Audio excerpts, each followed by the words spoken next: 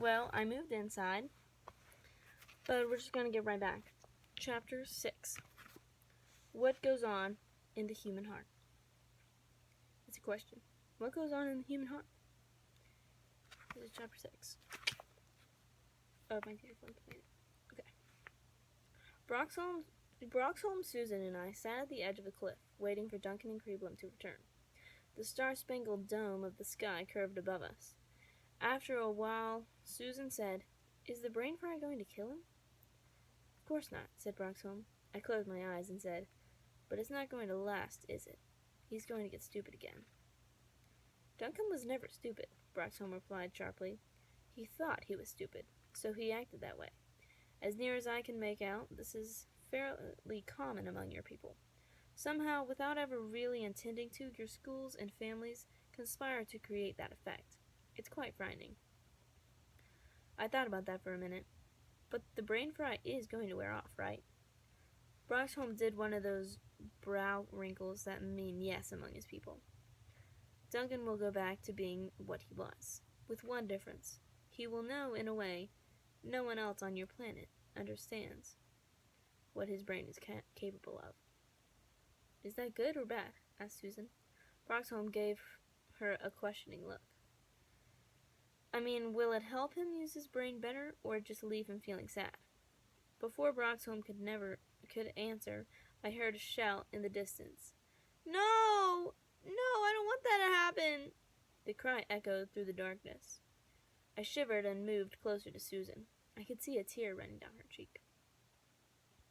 When Duncan and Coville returned, Duncan was pale and trembling. I was amazed that I could feel so much sympathy for him after all he had done to me over the years. Yet the look on his face was so filled with loss that I almost started to cry myself. My brain has always been my proudest possession, so I could have had some understanding for how he felt. So I should have some. But I could hardly imagine what it would be like to think I was stupid all my life, suddenly gain an incredible ability to use my brain, and then be told I was going to lose that ability. I only knew that the idea wasn't pretty. Neither was my awareness that I had been jealous of Duncan's magnified brain power. I understood that when I realized that part of me felt happy he was going to lose it. I felt disgusted with myself for thinking that way. At first, no one knew what to say. Duncan was clutching his poot so tightly that bits of it oozed between his fingers. Coville's wormy hair lay as flat and still as if it had died. My translator told me that was a sign of great sorrow. "Well," said Duncan at last, "we're going to start with an overview of all the things wrong with this stupid planet. Then what do we do? Something equally amusing?" Coville's nose lashed sideways, a sign that she was offended by Duncan's tone. I guess she was made allowance for his despair, though because she spoke calmly.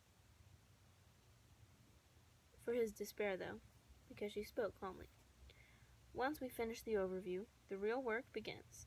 That's when we start our search for a reason to hope things could be different." "How do we do that?" Susan asked. "We meet people, talk to them, try to understand. I'm sure you've realized by now that we've been monitoring Earth's television broadcasts for many years. Studying these shows first alerted us to the danger posed by your planet. However, some of us believed there must be more to your planet than your television would indicate." "Space beyond," cried Broxholm, which seemed some sort of religious statement. "If we judged Earthlings on the basis of what they've done with television, we'd just blow up the planet and have done with it. How they invented it, when they did, I'll never know. They certainly weren't ready for it. How a culture can expose your young to such... He was so upset he couldn't finish his sentence.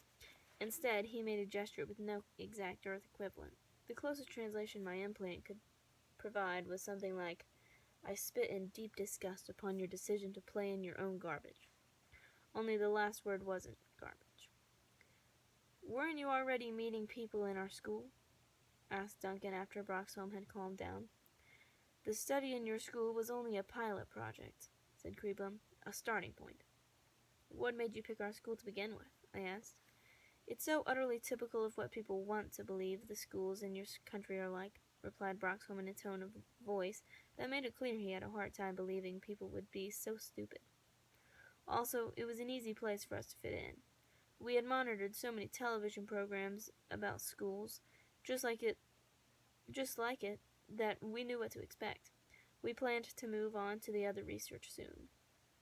What happened to that plant? Susan asked. You, Broxholm replied sharply. That's not entirely fair, Broxholm, said Creeblen. Turning to Susan, she added, but there is a grain of truth to it. You unmasked Broxholm at about the same time we gathered some alarming information regarding new advances in Earth science. This combination of events gave the faction pushing for Earth's destruction powerful new arguments. Susan turned pale. I don't get it, said Duncan. If you have such a great spy system, what do we need this mission for? Our monitoring and translation equipment picks up every bit of information your governments transmit. Broxholm answered. That's easy. What we don't understand is what goes on in the human heart. How can an intelligent species be at war against itself? That is the mystery we must solve. The riddle we hope to unravel before the Council decides that Earth is too great a menace to be allowed to continue. And that is where you come in, said Creeblen. Broxholm and I will get us into places. We'll provide disguises, even make you invisible when necessary. But we need you to interpret things for us. To explain the Earthling point of view. After all, your way of thinking is as alien to us as ours is to you. All we're really looking for, added Broxholm, is hope. A reason to believe things aren't as bad as they look, or that they could get better. Maybe even just an explanation for how things got this way. If we can figure that out, perhaps we can find a cure. But why us? Asked Duncan. Couldn't grown-ups tell you more about why things are the way they are? Creeblen flapped her nose no. Few adults could approach this with clear vision.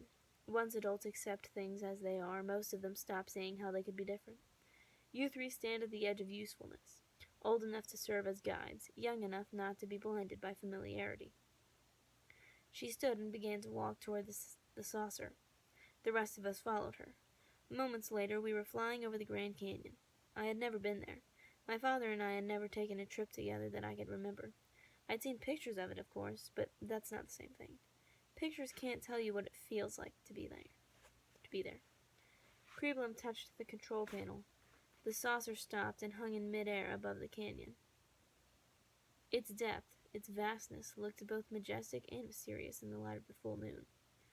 For some reason, it made me think of the strange vision I had experienced when I fainted in the council chamber. For some reason, it made me start to cry. Your planet has some wonderful things, said Broxholm just before Creeblen sent us speeding into the night again. We weren't in the dark for long.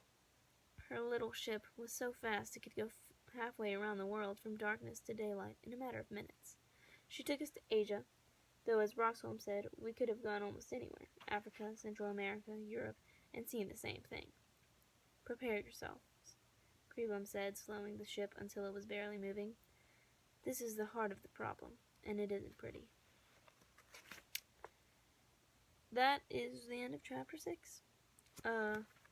Stay tuned for Chapter 7. I have time to make another, so. Unless you're not going along with these as they come out. There's a hair. Anyways, thanks for watching. Make sure to like and subscribe, and I'll see you in the next one.